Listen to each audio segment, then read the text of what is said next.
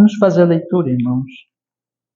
O primeiro versículo de Romanos. Romanos capítulo 1, verso 1. Diz a palavra de nosso Senhor.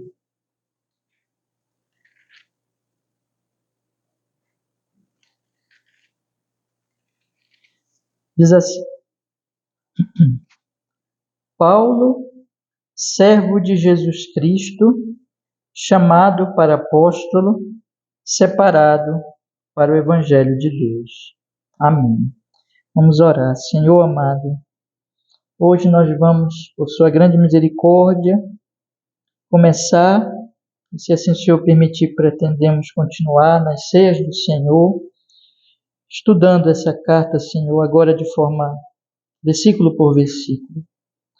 E nós pedimos, Senhor, essa carta que é um tesouro do céu, que o Senhor nos seja o professor pelo Espírito Santo, nos abrindo, Senhor, a compreensão de cada texto, de cada verso, e aplicando na vida de cada um de nós, Senhor, e abençoando muito a nossa igreja no Evangelho de Jesus Cristo, para que nós possamos compreendê-lo mais e mais e nos regozijarmos e nos alegrarmos em Ti, Senhor, na nossa salvação, Cristo.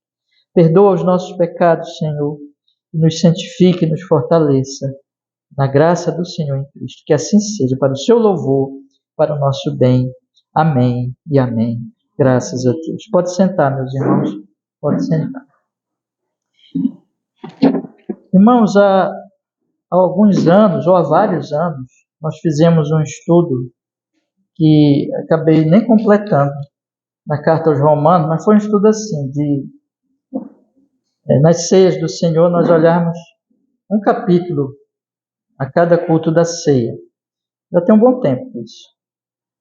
E mais ultimamente, nas ceias do Senhor, de novo, nós temos tratado do Evangelho e nós temos falado assim vários temas a respeito do Evangelho, nos baseando na carta aos Romanos. Eu acho que os irmãos perceberam que eu sempre tenho lido nas ceias do Senhor a carta aos Romanos.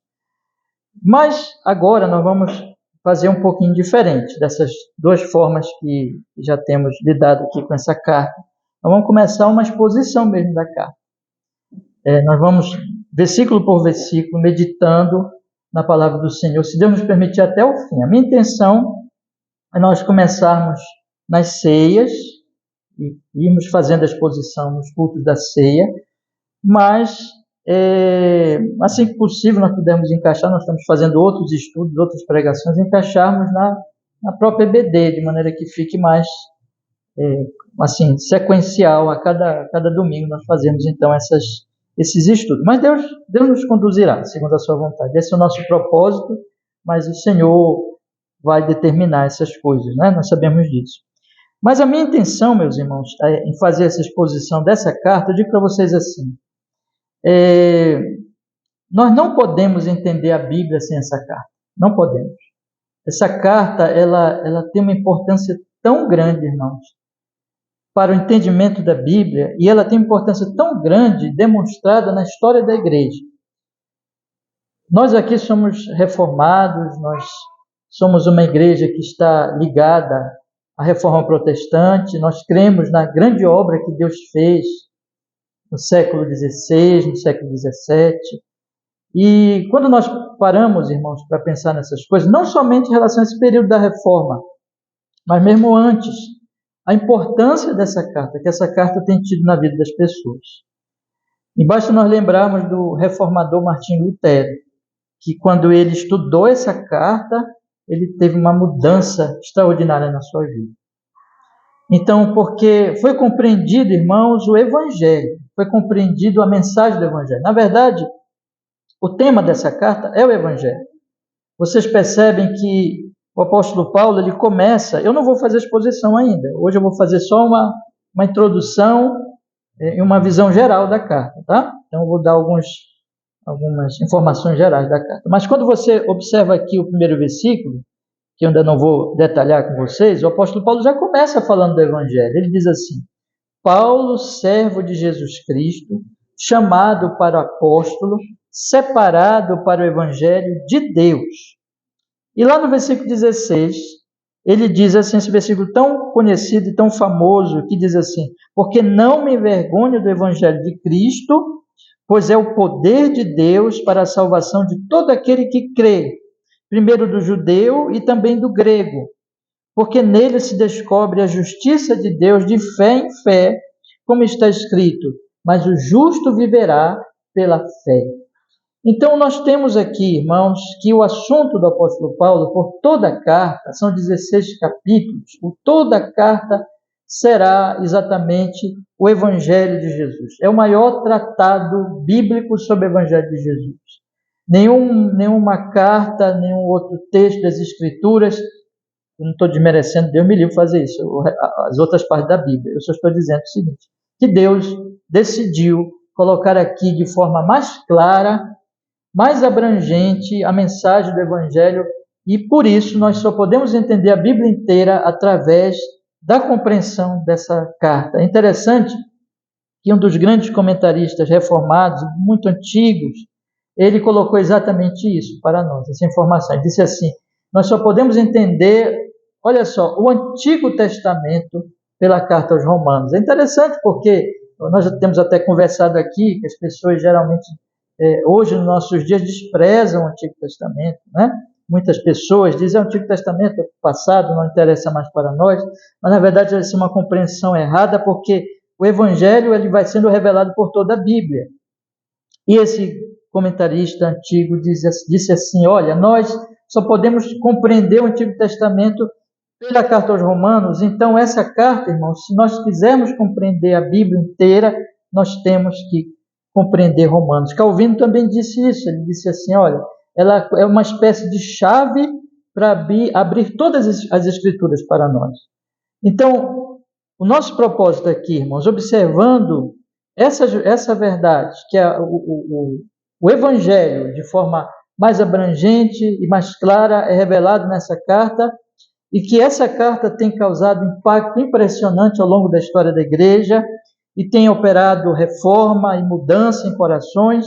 O meu propósito, a minha oração, e eu peço que vocês também orem por isso, é que o Senhor, na sua misericórdia, opere isso entre nós aqui, irmãos, que nós possamos, pelo Espírito Santo, compreender a mensagem dessa carta. Deus fale conosco ao longo desses estudos, eu não sei até quando nós vamos, né? Não sei se nós vamos chegar até o final, só Deus sabe. Mas o nosso propósito é ir estudando, ir pesquisando, ir expondo, entendendo, orando e clamando para que o Senhor nos firme mais e mais no Santo Evangelho de Cristo. Abençoe a nossa igreja, abençoe a nossa congregação, abençoe as pessoas que vierem ouvir essa gravação. Nós pretendemos gravar todos esses estudos, colocar na internet, para que Deus edifique o seu povo, converta corações. Eu peço para vocês orarem por isso. Eu lembro, falei de autores antigos, mas lembro agora do pastor recentemente falecido, pastor Tim Keller, que ele escreveu um livro muito interessante, que eu recomendo aos irmãos, chamado Igreja Centrada. E nesse livro, é um livro grosso, um livro muito, muito abrangente, ele trata de vários aspectos da igreja e de uma igreja centrada no Evangelho de Cristo Jesus, né? E é interessante ali, porque Tim Keller coloca a possibilidade, irmãos, de uma igreja não ser centrada no Evangelho, de uma igreja ela perder o foco, perder até mesmo a sua identidade, e não se centrar no Evangelho de Cristo, mas se centrar em si mesma, se centrar em alguma outra coisa, e, portanto, perder-se, e não ter mais efeito na sociedade. Porque, irmãos, temos que entender que somente o Evangelho, é isso que o apóstolo Paulo diz aqui no versículo 16, eu não me envergonho do Evangelho. Nós vamos estudar a carta, nós vamos observar que a grande empolgação de Paulo, a grande alegria de Paulo, e o desejo ardente dele visitar Roma, veja, ele ainda não tinha ido em Roma, ele não conhecia essa igreja, ele não tinha fundado essa igreja, mas o desejo dele ardente era ir pregar em Roma o Evangelho. Ele não tinha interesse meramente na grande capital do império, a cidade mais importante, mais gloriosa. Ele não tinha interesse apenas nesse fato humano, histórico ali, mas ele queria ir em Roma para pregar o Evangelho. Porque, irmão, só o Evangelho, segundo ele aqui, é o poder de Deus para a salvação de todo aquele que crê, primeiro do judeu e também do grego.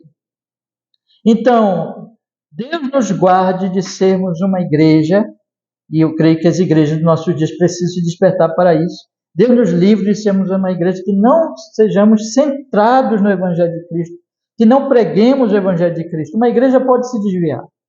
Uma igreja pode se centrar no seu pastor, na personalidade do pastor, na sua própria tradição, na sua própria ordem ou nas suas próprias inovações.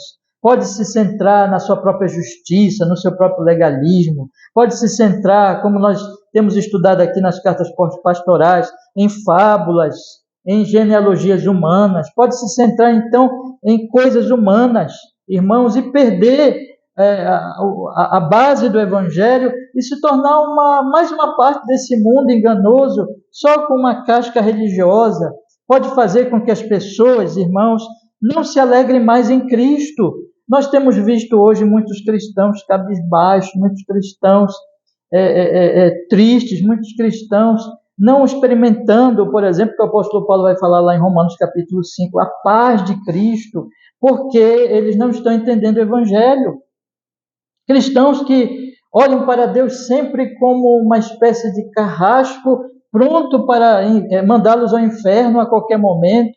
Cristãos que não experimentam mais a alegria de ter Deus como seu Pai, de saber-se como reconciliados com Deus em Cristo Jesus, de saber-se como justificados pelo sangue de Cristo, de entender que o Espírito Santo habita neles. Irmãos, a carta aos Romanos é um chamado ao Evangelho. E o Evangelho não é uma notícia ruim, é uma boa notícia. É uma notícia dura, porque mostra o nosso maior problema, a nossa maior necessidade, que é a questão da nossa relação com Deus, e nós todos somos pecadores por natureza, e estamos, como a palavra de Deus diz, sim, debaixo da ira de Deus por natureza, mas Jesus veio nos salvar. E nós vamos falar essas coisas aqui, especialmente na ceia, e todo domingo, evidentemente, eu falo do Evangelho, devo pregar o Evangelho, devemos pregar e falar do Evangelho nos cultos, mas especialmente na ceia, que nós vamos aqui daqui a pouco participar do pão e do vinho, e o pão e o vinho é a mensagem do Evangelho, de forma vista, tocada, sentida nos nossos lábios. Deus condescendendo conosco, mostrando assim, olha, meu filho morreu na cruz, está tudo bem entre vocês, e a minha pessoa, a minha santidade, a minha glória, vocês não precisam ter medo. Vocês devem ter reverência, vocês devem ter santo temor, mas não viverem sem paz, sem alegria do Espírito Santo. Muito ao contrário, irmãos, nós somos chamados para a realidade da paz com Deus. Então, muitas igrejas têm se afastado desse Evangelho, têm se centrado em outras coisas e têm perdido a alegria, e têm perdido a vivacidade, e têm se tornado cheias de confusão. Só para lembrar um próprio exemplo bíblico do que acontece numa igreja bíblica, o apóstolo Paulo escreve em 1 Coríntios dizendo assim, olha, tinha gente que estava se dizendo, eu sou de Paulo, eu sou de Pedro, eu sou de Apolo, e Paulo diz, parem com isso, porque não são homens que vão nos salvar. Nós corremos o risco, irmãos, de perdermos o foco no Evangelho de Cristo. E a minha oração, o meu desejo sincero, e eu peço que vocês se unam a mim em oração, é que Deus nos guarde disso, através de nós estudarmos essa carta preciosíssima. Eu convido vocês então a isso e peço as suas orações. Mas vamos olhar agora, irmãos, para a carta em si. Eu já disse algumas coisas aqui. Mas quando nós olhamos para a carta, então, nós percebemos que ela foi escrita pelo grande apóstolo Paulo. E Paulo não precisa ser mostrado quem ele é. Nós temos ouvido falar muito dele. Esse homem que um dia foi um grande e terrível perseguidor da igreja, mas foi alcançado pela graça de Deus, e foi convertido, e foi transformado de um perseguidor em um proclamador do Evangelho, e agora perseguido por causa do Evangelho de Cristo, mas que tinha uma alegria profunda em Deus e que nada o abalava. Um homem que ele mesmo diz, o Senhor, lá em 1 Timóteo capítulo 1, ele diz, Eu, o pior dos pecadores, eu fui posto como exemplo para aqueles que viessem a crer no Senhor. Um homem como símbolo do Evangelho, como aquele em que Deus colocou para dizer assim, vejam o que o Evangelho faz na vida de uma pessoa. Vejam a transformação que esse Evangelho faz. Este homem, meus irmãos, que era um homem inteligentíssimo, cheio de cultura, influenciado pela cultura grega da época, cultura romana. Ele era um romano, ele era um cidadão romano, e criado, irmãos, educado vamos dizer assim, na erudição judaica da época, um homem extremamente preparado, um homem que Deus o capacitou durante a sua vida, para que exatamente pela sua erudição, pela sua capacidade, que tudo isso é dom de Deus, até nós falamos ontem à noite aqui, né? Nosso café aqui, sobre os dons e a graça comum de Deus. Deus o preparou exatamente para que ele exercesse aquela função. Então o converteu, o encheu do Espírito Santo, deu a ele grandes revelações. De fato, ele é o maior teólogo da história da igreja. E este homem, então, meus irmãos, como um grande instrumento do Senhor, ele escreve uma carta a uma igreja que ele não fundou, que ele não teve ali, vamos dizer assim, influência direta sobre aqueles irmãos, mas que ele se sente na responsabilidade, como ele é o apóstolo dos gentios, ele se sente na responsabilidade de deixar ali, ele ia visitar aquela igreja, ele ia de passagem, que ele tinha uma missão em prol dos pobres, ele ia visitar aquela igreja, mas ele queria então deixar ali, já antecipadamente, aquilo que ele pregava. Então, o que Paulo coloca aqui é o evangelho que ele pregava em todas as igrejas, em todos os lugares, nas suas viagens. E ele deseja, então, que esta igreja saiba do que ele pregava. E é muito interessante porque ele não está falando, primeiramente, meus irmãos, a pessoas não cristãs. Veja, essa é uma carta a cristãos. Essa é uma carta a uma igreja já antiga, bem fundamentada no Evangelho, em que Paulo, inclusive, deixa aqui claro que essa igreja era uma igreja para se elogiar, era uma igreja firme, mas ainda assim ele anuncia o Evangelho a esta igreja. Não é interessante isso? Porque nós pensamos muitas vezes nos nossos dias, os evangélicos dos nossos dias pensam assim, evangelização ou a pregação do Evangelho é só para os ímpios, é só para as pessoas que estão lá fora, mas nós já passamos desta fase, né? Nós já somos cristãos, nós já somos crentes, então nós não precisamos mais ouvir essas coisas. Não, meus irmãos. O Evangelho, ele tem que ser pregado todo o tempo, para todas as pessoas. E os cristãos precisam ouvir o Evangelho sempre, porque é no Evangelho que nós temos a boa notícia. O Evangelho é a revelação de Deus. Então, o apóstolo Paulo, ele anuncia o Evangelho a uma igreja muito bem fundamentada, mostrando para nós que a igreja precisa continuamente ouvir o Evangelho de Cristo Jesus. Ele, então, coloca como tema dessa carta, e nós podemos colocar como tema dessa carta, exatamente, já disse isso para vocês, mas agora tratando mais propriamente, o Evangelho. Ele diz, então, volto a ler aos irmãos o 16 e o 17, porque não me envergonho do Evangelho de Cristo, pois é o poder de Deus para a salvação de todo aquele que crê, primeiramente do judeu e também do grego, porque nele se descobre a justiça de Deus, de fé em fé, como está escrito, mas o justo viverá pela fé. Ele então diz assim, olha, eu vou tratar com vocês aqui nesta carta exatamente daquilo que eu quero fazer, indo a vocês, porque eu sou um devedor. A minha vida, a minha tarefa, o meu trabalho é anunciar o Evangelho de Cristo. Eu não tenho outra mensagem, eu não tenho outro motivo, outro trabalho. Sim, ele trabalhava, claro, em outras áreas, mas a vida dele era dedicada exatamente para Deus, para o louvor, para a glória de Deus, anunciando o Evangelho como apóstolo do Senhor Jesus Cristo. Ele diz, eu quero ir a Roma para isso.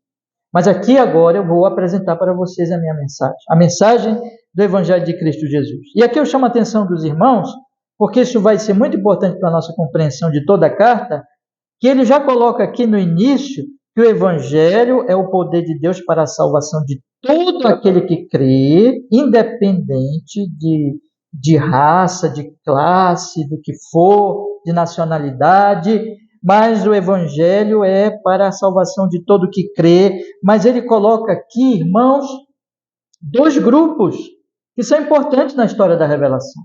Quais são esses grupos, irmãos? Perceba no versículo 16. Primeiro do judeu e também do grego. Toda carta, ela vai... os seus argumentos, e é muito importante nós entendermos já isso agora, toda carta ela vai seguir exatamente esses dois grupos. Deus tratando com esses dois grupos. Por que esses dois grupos são especificados e são aqui distinguidos, irmãos? Por quê? Porque, no caso aqui do judeu, o judeu foi aquele povo do Antigo Testamento. Os judeus são aqueles que receberam, diferente de todas as outras nações, de todos os outros povos, que receberam a lei de Deus, as grandes revelações, e que foram aqueles que, enfim, guardaram essa revelação para todos os povos. Verdadeiramente nós temos que ser gratos aos judeus e temos que ser gratos porque eles guardaram para nós esse tesouro, irmãos. Deus lhes deu esse tesouro maravilhoso e eles então receberam algo que ninguém recebeu mais.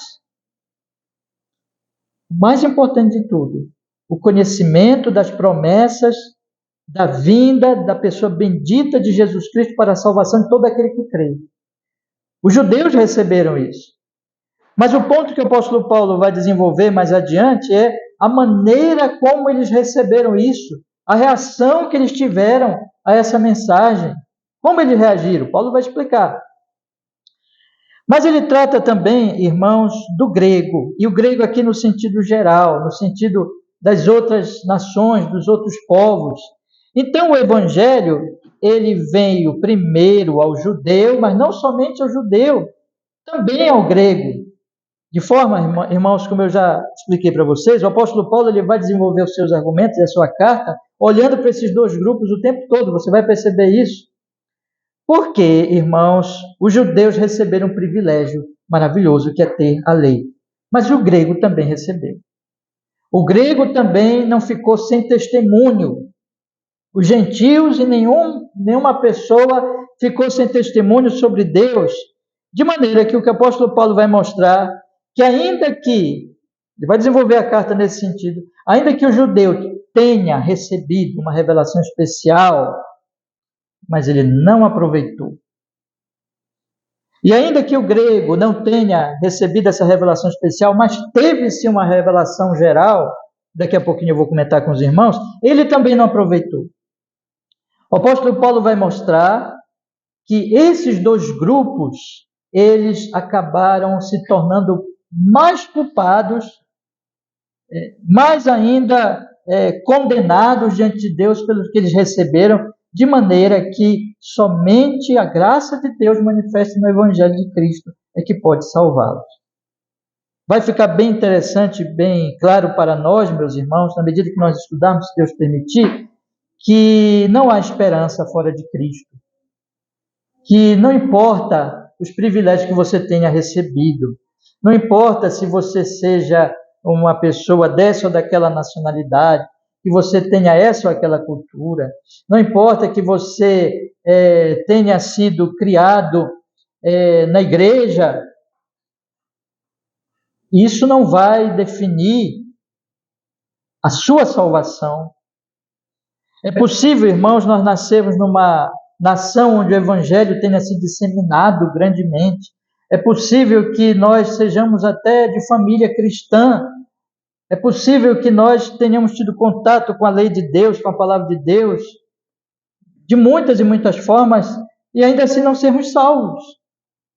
É possível, irmãos, nós estarmos diante da plena revelação de Deus especial e não sermos salvos. É possível que uma pessoa também tenha muita capacidade e tenha tido contato com muita glória da natureza. Volto a lembrar que nós falamos aqui ontem da revelação geral, da graça comum de Deus, e ainda assim desprezar tudo isso. Na verdade, irmãos, os homens, por si só, eles desprezam mesmo. Eles estão completamente perdidos e abandonados, e eles são miseráveis e totalmente incapazes. Tem que ser o poder de Deus. Você percebe? O Paulo está dizendo aqui, o Evangelho é o poder de Deus. Nós não vamos ser salvos nem mesmo pelos privilégios, até mesmo privilégios espirituais, e até mesmo oportunidade que nós tivermos tido na nossa vida, a não ser que venha o poder de Deus. A salvação é pela graça, do início ao fim. Então, o que Paulo vai fazer aqui, meus irmãos, é mostrar as doenças espirituais desses grupos. E ele vai desenvolver da seguinte forma, irmãos. Perceba agora comigo. Agora eu vou dar para vocês uma visão geral de toda a carta, tá? E eu peço para vocês se prepararem, porque nós vamos ler rapidamente alguns versículos de cada capítulo. No primeiro capítulo, você percebe, bom, antes disso, você tem do primeiro versículo ao versículo 15, a grande introdução, podemos dizer assim, da carta, onde Paulo se apresenta, onde Paulo fala do seu desejo de estar com aqueles irmãos, que ele não tinha conseguido ainda, não porque não quisesse, mas por outros motivos, impedimentos mesmo da própria providência. Ele fala da sua dívida como apóstolo, ele é devedor, versículo 14, tanto a gregos como a bárbaros, tanto a sábios como a ignorantes, e quanto está em mim, estou pronto para também vos anunciar o evangelho a vós que estáis em Roma. Então, no versículo 16 e 17, ele apresenta o tema da carta, como eu tenho dito já várias vezes nessa mensagem. Mas então, a partir do versículo 18, ele começa a mostrar a doença desses dois grupos. Vejam, irmãos, tanto o judeu como o grego precisam do evangelho. Tanto o judeu como o grego, eles precisam desse poder de Deus para a salvação de todo aquele que crê. Mas ele começa com o grego, ele começa com o gentio, ele começa com as demais nações.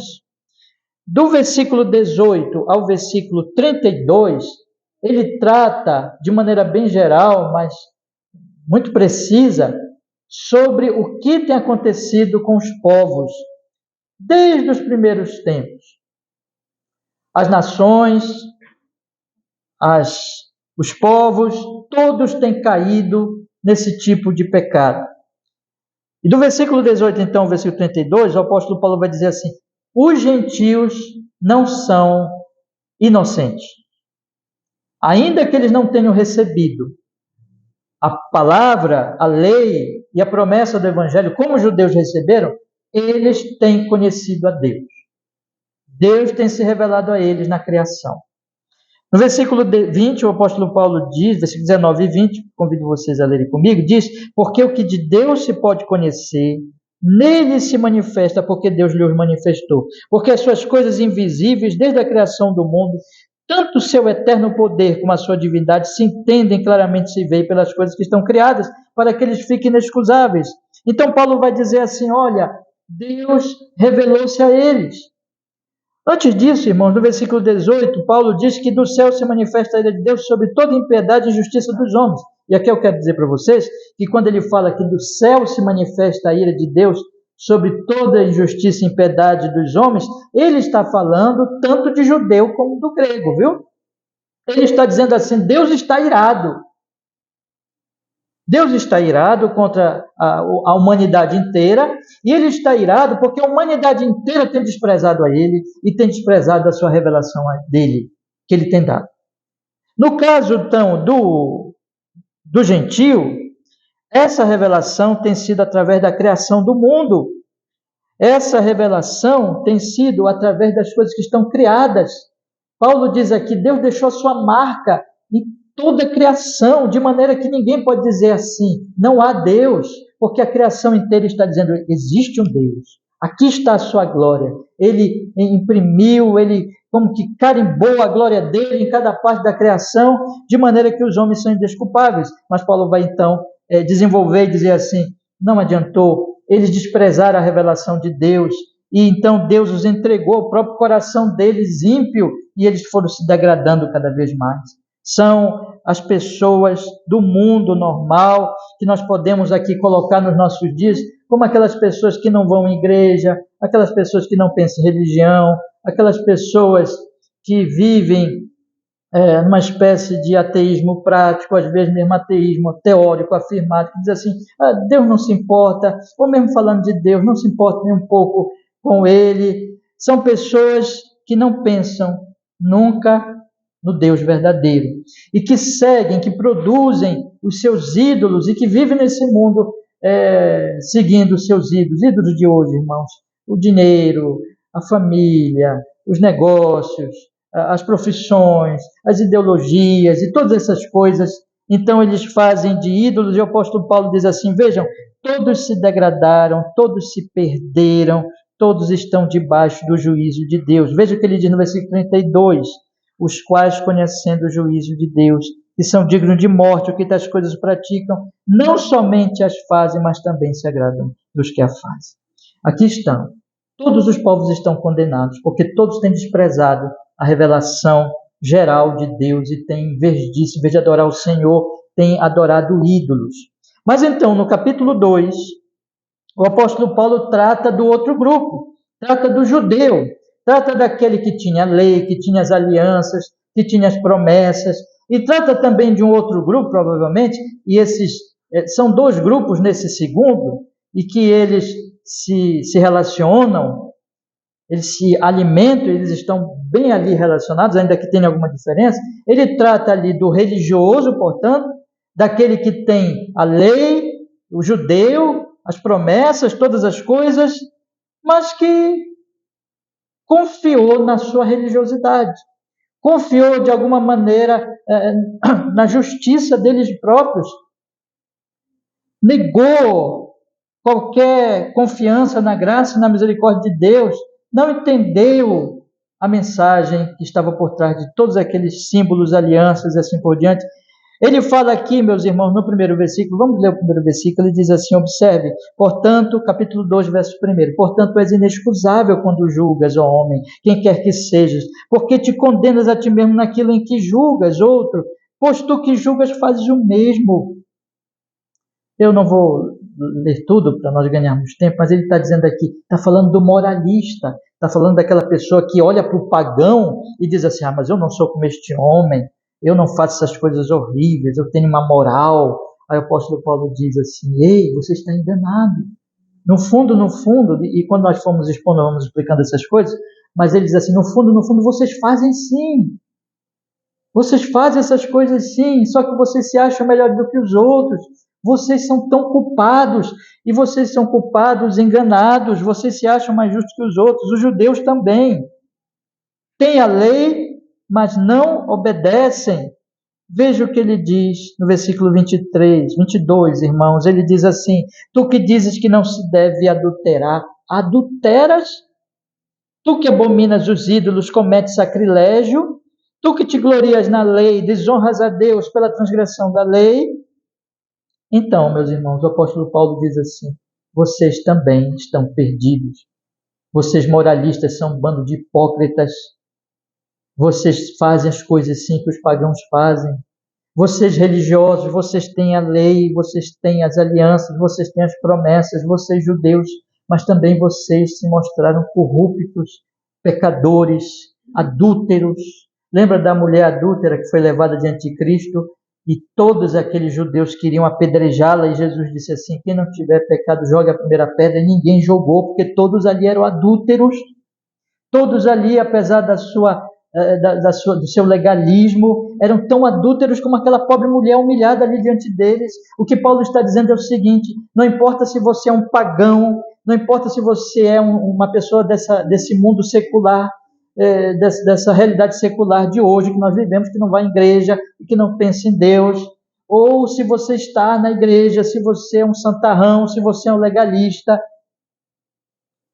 todos estão condenados fora do Evangelho de Jesus Cristo, porque todos são adúlteros, são corruptos, são pecadores no coração. Aquele pagão, ele manifesta isso de forma ali flagrante, desavergonhada, mas o moralista apenas encobre isso, o religioso apenas encobre isso, mas todos são pecadores. Por isso que lá no capítulo 3, o apóstolo Paulo vai então vai ainda falar um pouco da questão do judeu, vai explicar algumas coisas a partir do primeiro versículo, mas lá no versículo, irmãos, 10, ele toma umas porções do Antigo Testamento. Lembra que eu disse que nós entendemos o Antigo pela carta? Pois bem, ele toma umas porções do Antigo Testamento e mostra o seguinte: todos são pecadores. Vamos ler a partir do versículo 10, irmãos? Acompanhe comigo. Capítulo 3, versículo 10, ele diz assim: como está escrito, não há um justo nenhum sequer, não há ninguém que entenda, não há ninguém que busque a Deus. Todos se extraviaram, juntamente se fizeram inúteis. Não há quem faça o bem, não há nenhum só. A sua garganta é um sepulcro aberto. Com as suas línguas tratam enganosamente. Peçonha de áspide está debaixo dos seus lábios, cuja boca está cheia de maldição e amargura. Os seus pés são ligeiros para derramar sangue. Em seus caminhos há destruição e miséria, e não conheceram o caminho da paz. Não há temor de Deus diante dos seus olhos. Ora, nós sabemos que tudo que a lei diz, ao que está debaixo da lei o diz, para que toda boca esteja fechada. Calem-se todos, diz Paulo, não venham apresentar razões diante de Deus. Toda boca é fechada. Todos têm que se calar e dizer assim: todos somos pecadores. E ele diz assim: e todo mundo seja condenável diante de Deus. Por isso, nenhuma carne será justificada diante dele pelas obras da lei, porque pela lei vem o conhecimento do pecado. Qual é a conclusão de Paulo? A conclusão de Paulo é o seguinte: os pagãos estão condenados, os judeus estão condenados. Portanto, versículo 23. Lembra desse versículo famosíssimo? Todos pecaram e destituídos estão da glória de Deus. Essa é a mensagem radical, confrontadora do verdadeiro evangelho. É dizer assim: não importa se você é um pagão, não importa se você vive como secular de hoje, como ateu prático, o que for. Não importa ainda que você seja um religioso na igreja, que você tenha jeito de crente, que você tenha casca de crente, que você pareça crente, pareça religioso, fora do evangelho de Jesus, fora da graça de Deus, fora do poder de Deus, judeu e gentil, pagão e religioso, todos, absolutamente todos, sem exceção, pecaram e estão destituídos da glória de Deus. Eles não vivem para Deus e eles não conhecem a Deus e eles estão debaixo. Lembra lá do versículo 18?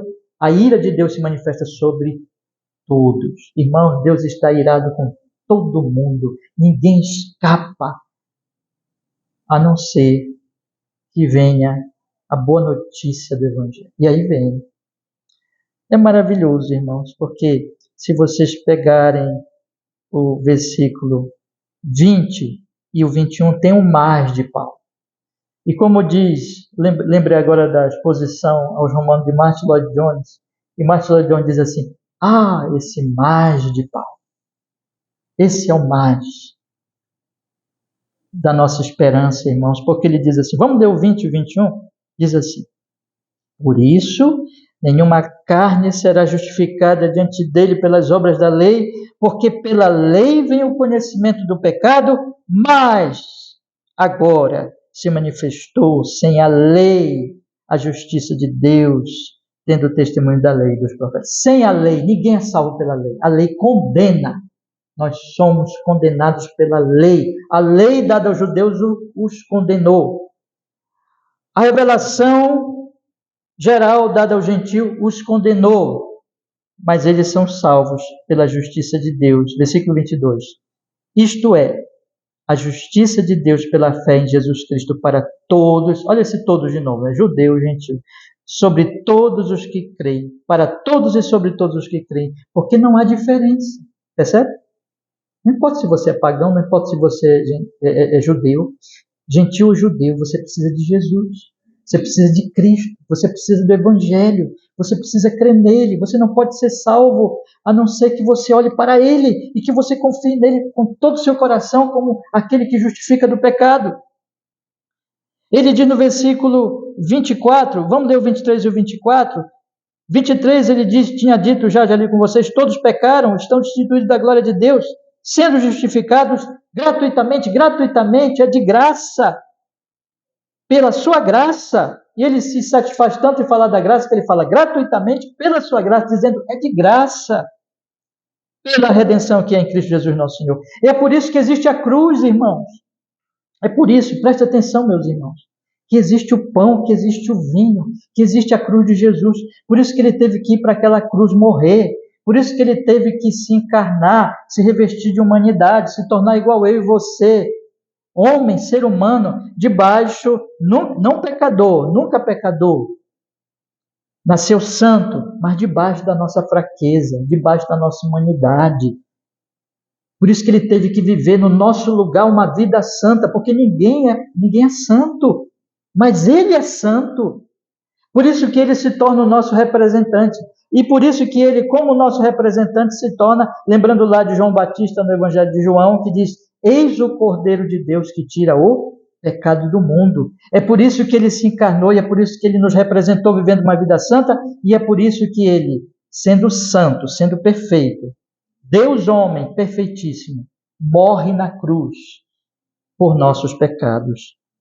E é o que o apóstolo Paulo fala no versículo 25, ao qual Deus propôs para propiciação pela fé no seu sangue, para demonstrar sua justiça pela remissão dos pecados dantes cometidos sob a paciência de Deus, para a demonstração de sua justiça neste tempo presente, para que ele seja justo e justificador daquele que tem fé em Jesus.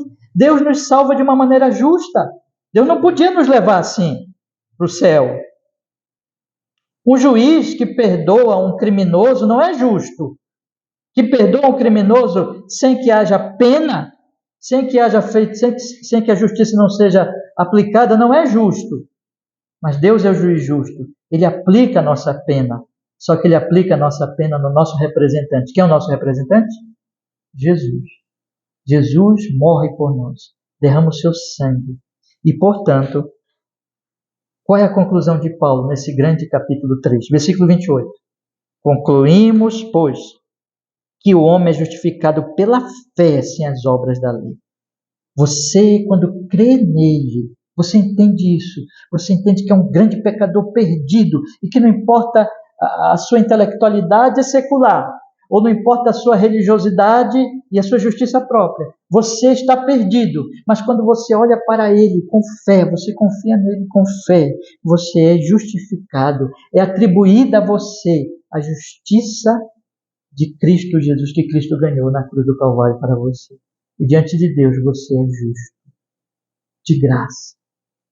Basta confiar nele, basta se arrepender, e basta olhar para ele como a sua única esperança salvador. O apóstolo Paulo diz, versículo 30, visto que Deus é um só, que justifica pela fé a circuncisão e por meio da fé a incircuncisão. No versículo 29, ele tinha dito, porventura Deus é somente dos judeus, e não é também dos gentios, também dos gentios. Ele justifica os dois. Você está percebendo que na carta aos Romanos ele vai seguindo os dois grupos todo o tempo? Percebe isso? E aqui ele vai chegar, olha, como é que esses grupos são justificados? O judeu é justificado porque é judeu? Não. Ele também perdeu tudo. O grego é justificado porque é grego? Não. Todos são justificados. Seja grego, seja judeu, pela fé em Jesus. Avançando, meus irmãos, e agora eu vou ter que correr. Já vi que meu tempo ali está acabando. Vou dar uma corrida mesmo para a gente finalizar aqui essa introdução. No capítulo 4, ele dá dois exemplos de fé. A salvação é pela fé em Cristo Jesus. Aquele que crê é justificado. No capítulo 4, ele dá dois exemplos. Abraão e Davi.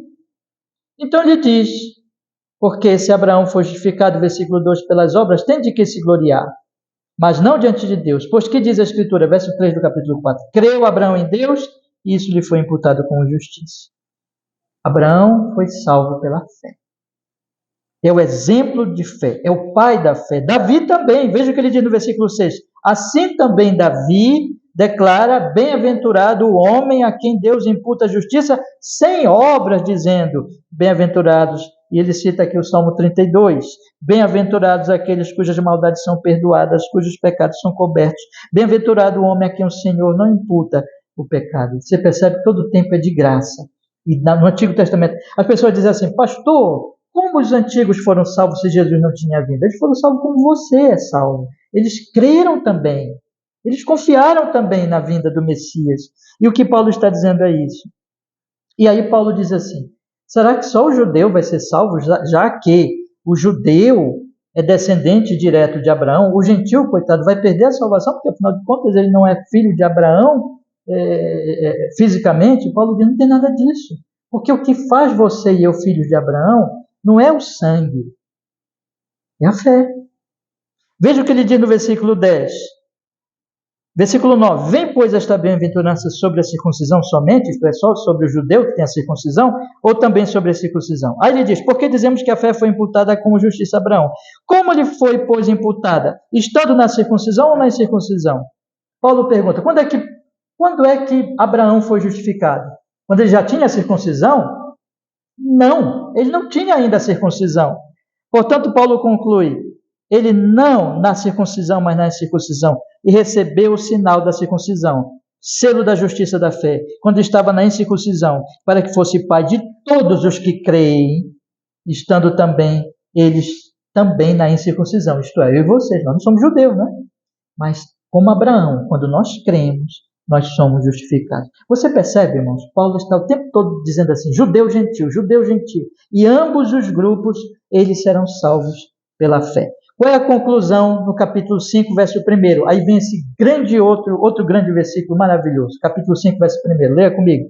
Tendo sido, pois, justificados pela fé, temos paz com Deus por nosso Senhor Jesus Cristo, pelo qual também temos entrada pela fé esta graça, na qual estamos firmes e nos gloriamos na esperança da glória de Deus. Então, se você foi justificado pela fé, você está em paz com Deus por meio de Jesus Cristo. Acabou. Aqui no capítulo 5, Paulo vai dizer, nós tínhamos uma solidariedade, quase não consigo falar a palavra, uma solidariedade da morte com Adão. Adão nos matou, não matou a gente? Matou todo mundo, irmãos, quando ele comeu o fruto proibido. Então, em Adão, como nosso representante, nós todos morremos. Paulo vai desenvolver nesse trecho do capítulo 5, a partir aqui do versículo 12, que eu não vou ler com vocês agora, mas se Deus quiser nós vamos estudar, que em Adão nós morremos. Mas nós temos outro representante agora, Cristo. E em Cristo, o nosso segundo Adão acabou. Não estou mais ligado lá com Adão. Em Cristo eu tenho vida, perdão, vida eterna. Aí então, com certeza Paulo já está ouvindo agora alguém dizer assim, é assim? Então vamos pecar, valer, porque a salvação é pela graça, não é? E se a salvação é pela graça, vamos pecar, porque quanto mais pecarmos, mais graça.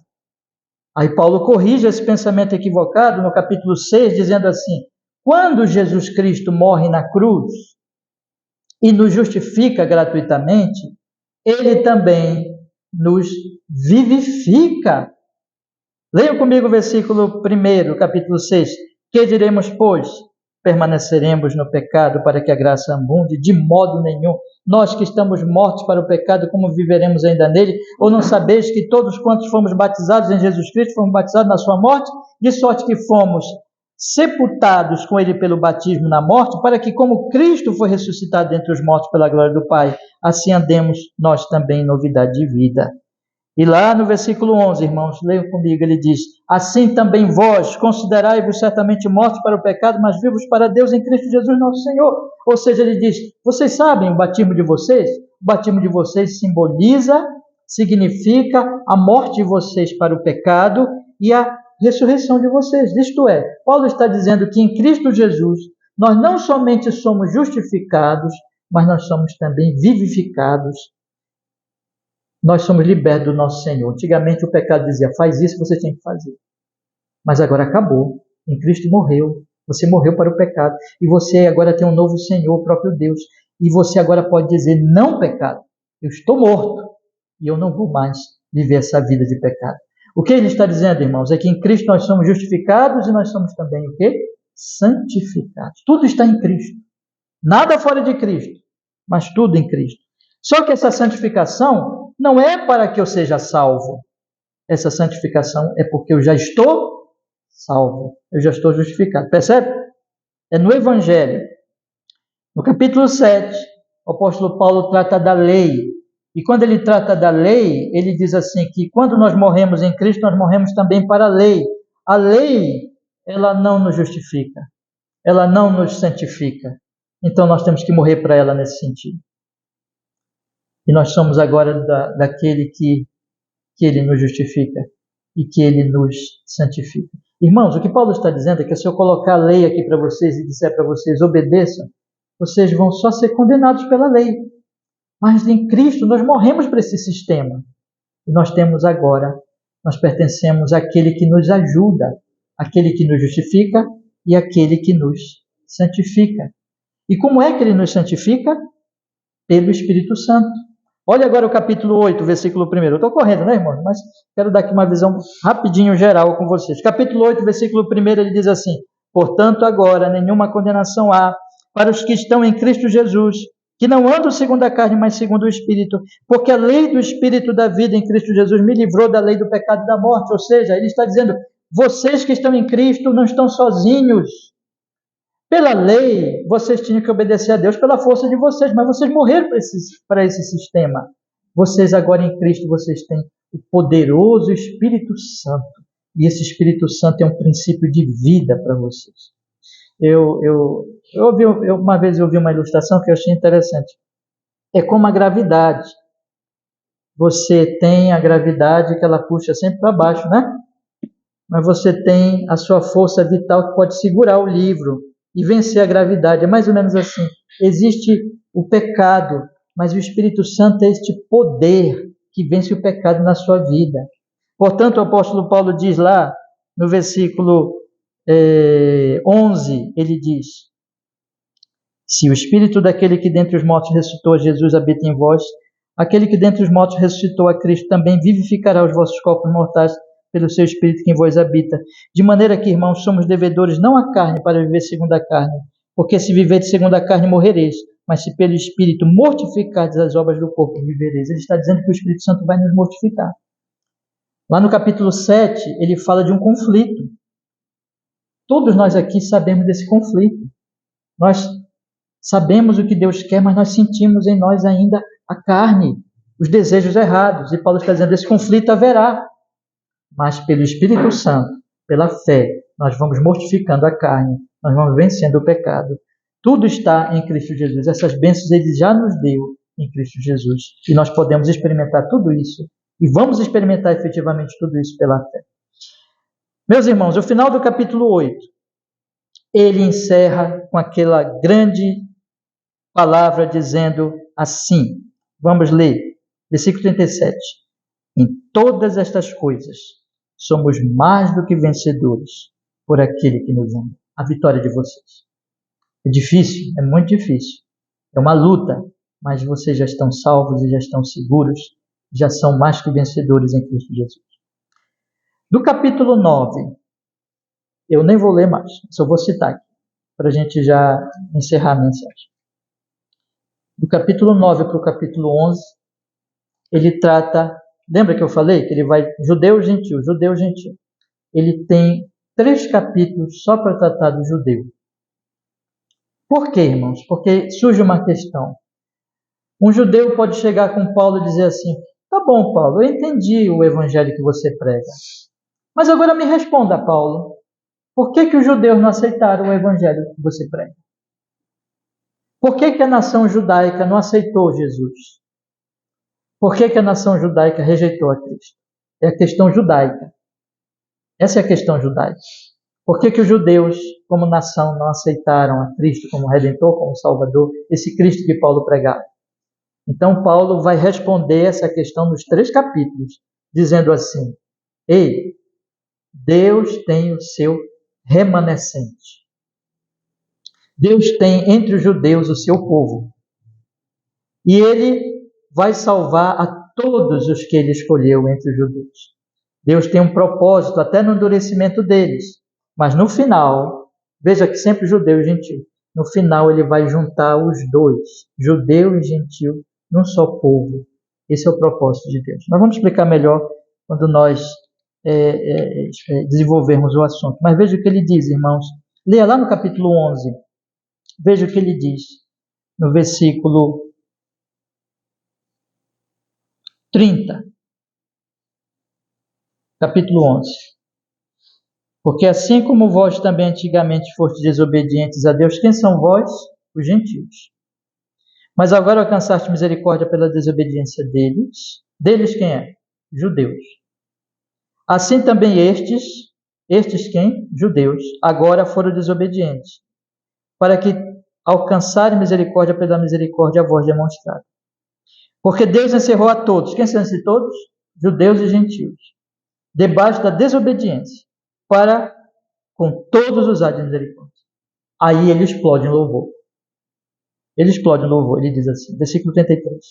Ó profundidade das riquezas, tanto da sabedoria como do conhecimento de Deus. Quão insondáveis são os seus juízos, quão inescrutáveis os seus caminhos. Porque quem compreendeu a mente do Senhor? Ou quem foi o seu conselheiro? Ou quem lhe deu primeiro a ele para que lhe seja recompensado? Porque dele, por ele e para ele sejam todas as coisas. Glória, pois, a ele eternamente. Quando ele está falando tudo isso, ele chega à conclusão, olha, tudo é pela graça, tudo é pela misericórdia. Judeu pecou, gentil pecou, mas Deus escolhe dentre esses e forma um só povo pela sua misericórdia. E ele diz então, glória a Deus, pela sua grande e maravilhosa obra. Isso é efeito do Evangelho. Irmãos queridos, vamos orar para que nós tenhamos essa mesma alegria que Paulo expressa aqui no Evangelho. Nós temos que entender essas coisas, meus irmãos. Nós temos que meditar nelas, nós temos que pensar mais nelas do que nós pensamos. E é por isso que nós vamos estudar essa carta maravilhosa. Eu quero encerrar dizendo para vocês, só dando um resumão mesmo, com algumas poucas palavras, que do capítulo 12 ao capítulo 16, o apóstolo Paulo vai aplicar o Evangelho na vida do povo. Ele começa no versículo 1 dizendo, rogo-vos, pois, irmãos, pela compaixão de Deus. Esse pois aqui é como quem diz assim, se tudo isso é verdade, agora vivam assim. Rogo-vos, pois, irmãos, pela compaixão de Deus, que apresenteis os vossos corpos em sacrifício vivo, santo e agradável a Deus, que é o vosso culto racional. Não sede conformados com este mundo, mas sede transformados pela renovação do vosso entendimento, para que experimenteis qual seja a boa, agradável e perfeita vontade de Deus. Que coisa linda, irmãos. Ele está dizendo, vejam isso. Vocês entenderam o Evangelho? Vocês entenderam que tudo é pela graça? Vocês entenderam essa grande e maravilhosa obra que Deus tem feito em judeus e gentios e que fez em vocês, vocês crentes?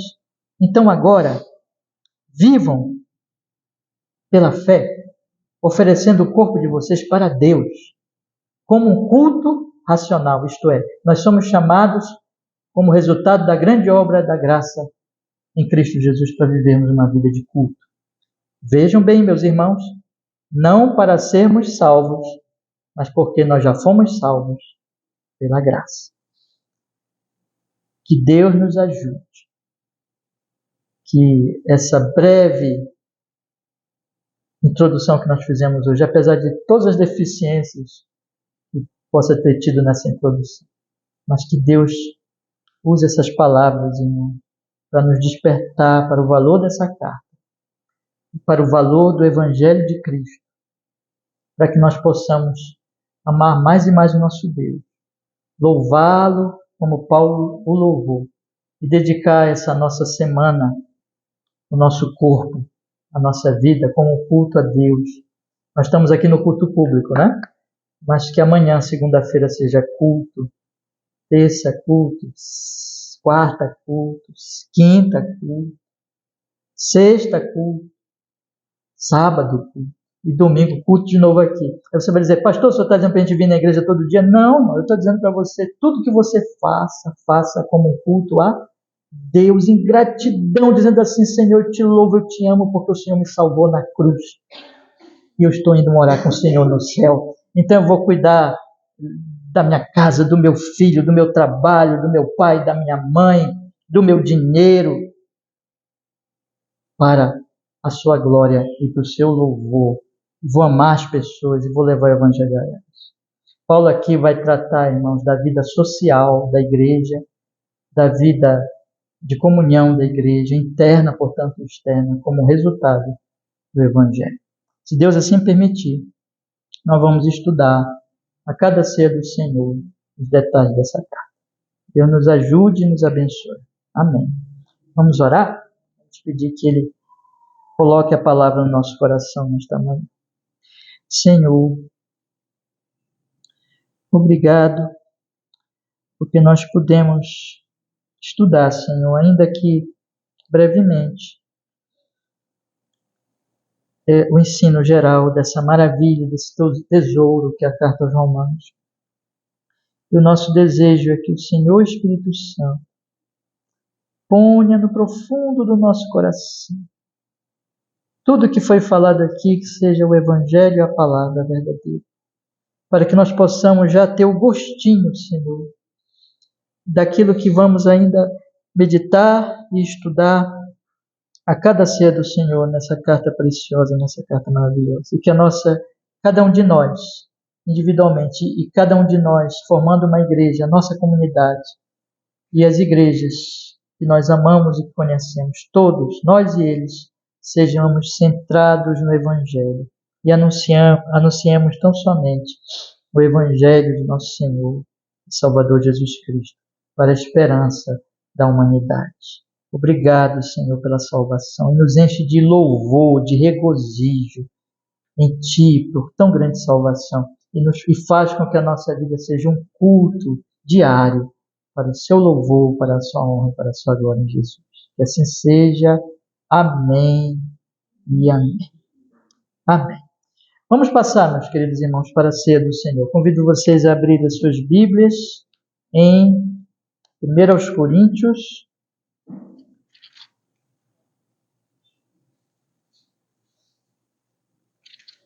capítulo 11, versículo 23.